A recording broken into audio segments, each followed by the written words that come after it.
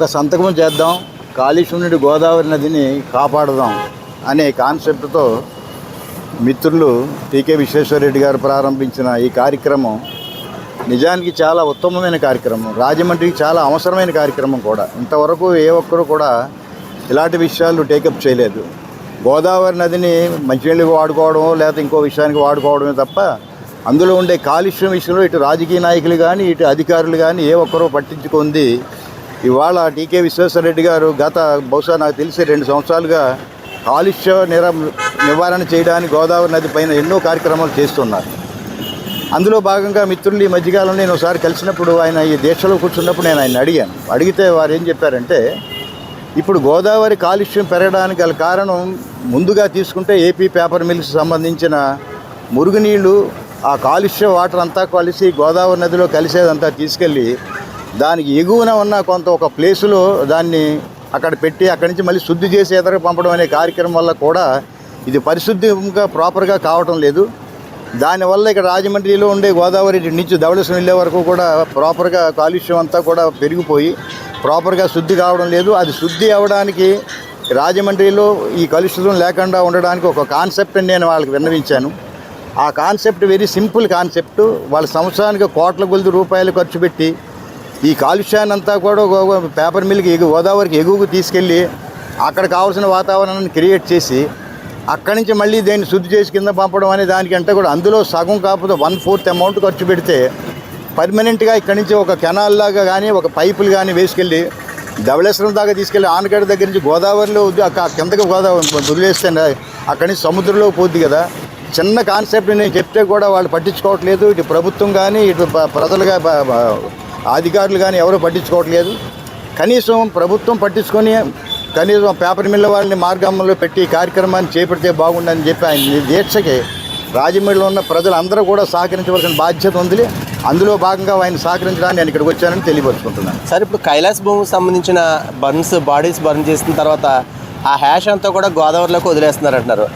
అది గోదావరిలో కలవకుండా మీరు ఏ విధమైన చర్యలు తీసుకుంటున్నారు? అసలు దాన్ని మీరు అడిగే ముందు ఇంకో విషయం కూడా తెలుసుకోవాలి. మీరు చెప్పండి సార్. కైలాస భూమికి సంబంధించిన యాష్ ఏమి రాదు. యాష్ వచ్చేది ఏంటంటే బాడీలోంచి వచ్చే యాష్ చాలా తక్కువ ఉంటుంది. దానికి యాడ్ అయిందల్లా కాల్చిన పుల్లలు ఉంటాయి. ఆ పుల్లల యొక్క బూడిద ఉంటుంది.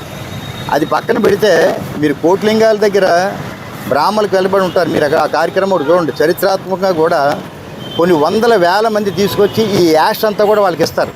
పిడతలతో మేము ఇచ్చింది ఈ రాష్ట్రంలోని చుట్టుపక్కల ఉన్నది కోట్లింగాలు చాలా ప్రసిద్ధి.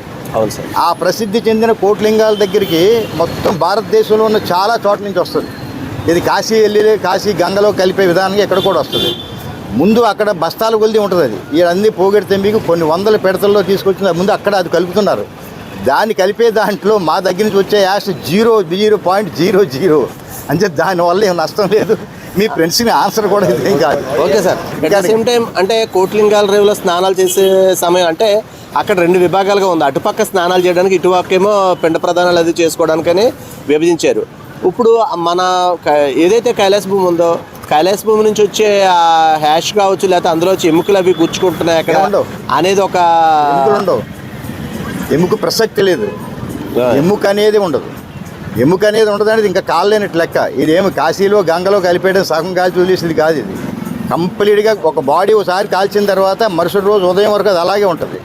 మరుసటి రోజు ఉదయం అస్థికలన్నీ తీసి వాళ్ళకి కాశీ పట్టుకెళ్ళడానికి ఇతర ప్రదేశాలు పట్టుకెళ్ళడానికి ఒక 5-6 ముంతలు తీసిన తర్వాత అసలు వచ్చేదే మనిషి బాడీకి వచ్చేదే 4-5 ముంతలు వస్తుంది. ఇంత ముంతలో తీసి 4-5 ముంతలు వస్తుంది. అందులో మేము 4-5 ముంతలు తీసి మేమే ఇచ్చేస్తాం. మిగిలిందంతా కట్టెలతో కాడిన బూడిద. ఆ బూడిద ఒకటి ఉంటుంది. ఆ బూడిదని మేము కింద గోదావరిలో పంపిస్తాం. అంచేత దానివల్ల వచ్చేది ఎముకలండి ప్రసక్తి లేదు. దాని గురించి మీరు ఆలోచించక్కర్లేదు. Okay sir, thank you sir. ఇప్పుడు కైలాస భూమిలో ఒకవేళ ఆ బూడిద కూడా కలవకుండా మీరేమన్నా చర్యలు తీసుకోగలిగే అవకాశం ఉంది? అసలు బూడిద కలవకుండానే ప్రసక్తి లేదు. మీరు అడగక్కర్లేదు దాని గురించి. ఎందుకంటే మనం ఆ బూడిద పాయింట్ కాదు. అది మనం ఇంకో రకరకాలు కలుస్తూనే ఉంటాయి. ఎక్కడెక్కడ కూడా ఎన్నో కలుస్తుంటాయి. అవి ముఖ్యం తప్ప ఇది కలవకుండా తీసుకెళ్ళి నేను ఎక్కడేం పోయాలి దాన్ని. ఇక్కడ ఒక విషయం మీరు గమనించాలి. నేను బూడిది మీరు చెప్పినట్టు బూడిది తీసుకెళ్ళి తప్పనిసరిగా తీసుకెళ్ళి ఏదో ఎగుని ఎక్కడో పాడేసి పోనీ ఎక్కడో తీసే పెడతాను. అది ఏదో పెంటలోనో ఎక్కడో కలుపుతా ప్రయత్నం చేస్తాను. బట్ దహనం చేయడానికి రాజమండ్రి రోటరీ కైలాస భూములకి దగ్గర రావడానికి గల కారణాలు ఏంటంటే రాజమండ్రి ఒక్క ప్రజలతోనే అది సరిపోవట్లా. 2-3 జిల్లాల నుంచి కూడా 2-3 రాష్ట్రాల నుంచి కూడా ఇక్కడికే బాడీలు తీసుకొస్తున్నారు. కారణం ఏమిటంటే మనిషి దహనం అయిన తర్వాత ఆ విభూది అంతా కూడా పవిత్ర గోదావరి నదిలో కలవాలని ఒక పుణ్య కార్యక్రమం ఉద్దేశమే తీసుకొస్తున్నారు. ఇక అర్థమవుతుంది కదా. అంచేత వాళ్ళ ఉద్దేశం కూడా అదే, ఇదంతా కూడా యాషెళ్ళి గోదావరి నదిలో కలాలని, కాశీలో ఎలాగైతే కలుస్తుందో అలా కలాలని. అంచేత వచ్చినప్పుడు మనం పూడి తీయడానికి మనం ఎవరు? వాళ్ళు వచ్చేదే దానికోసం. ఓకే సార్, ఇక ఈ దీక్షకు సంబంధించి ఇప్పుడు రాజమండ్రిలో ఉన్న ప్రముఖ రాజకీయ నాయకులు అందరూ కూడా అన్ని పార్టీల వాళ్ళు వచ్చారు, సంఘీభావం తెలియజేశారు. వచ్చామా వెళ్ళామా అన్నట్టుగానే ఉందని ప్రజలు అనుకుంటున్నారు. దానిపై మీ అభిప్రాయం ఏంటి సార్? ఏ దీక్ష అయినా 1 రోజు 2 రోజులు 24 గంటలు సాల్వ్ అవుతుంది. But it takes time. ఎంతమంది ఎన్ని చేసినా కూడా ఒక వాస్తవంగా ఉండే ఒక కమిట్మెంట్ ఉంటుంది. ఒక వాస్తవంగా ఉండే దీక్ష ఎప్పుడు సక్సెస్ అవుతుంది. దాని భగవత్ సహకారం కూడా ఉంటుంది. ఎందుకంటే ఇవాళ రాజకీయ నాయకులు కోఆపరేట్ చేయకపోవచ్చు, కొంతమంది ప్రజలు కోఆపరేట్ చేయకపోవచ్చు, కొంతమంది ఆఫీసర్లు కోఆపరేట్ చేయకపోవచ్చు, పేపర్ మిల్లు కోఆపరేట్ చేయవచ్చు. బట్ యథార్థమైన విషయం, ధర్మబద్ధమైన విషయం కాబట్టి ఇది ఖచ్చితంగా ఏదో రోజు సాల్వ్ అవుతుంది. దానికి ఎండ్ అనేది అసంపూర్ణంగా అవదు, సంపూర్ణంగా అవుద్ది. అంటే ఒక్క రోజులో దీక్ష సాల్వ్ అవ్వాలనేది మా ఉద్దేశం కాదు. ప్రజలు అనుకునేది ఏంటంటే రాజకీయ నాయకులు అందరూ కూడా అన్ని పార్టీలలో కూడా మొక్కుబడిగా వచ్చారు అనేది ఒక నానుడి బయట జరుగుతుంది. అలాగే ఇది కనుక సక్సెస్ అయితే టీకే విశ్వేశ్వరరెడ్డి అనే వ్యక్తి ఆయన హైలైట్ అయిపోతాడు. ఖచ్చితంగా దీన్ని అవ్వనకుండా మనవంతు ప్రయత్నం మేము చేద్దామని ప్రముఖ రాజకీయ నాయకులు చేస్తున్నట్టుగా సమాచారం.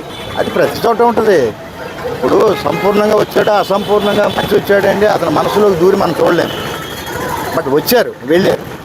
అది ఎవరో అనుకుంటున్నారనేది మీకు నాకు తెలిసి తప్ప పబ్లిక్ తెలియదు.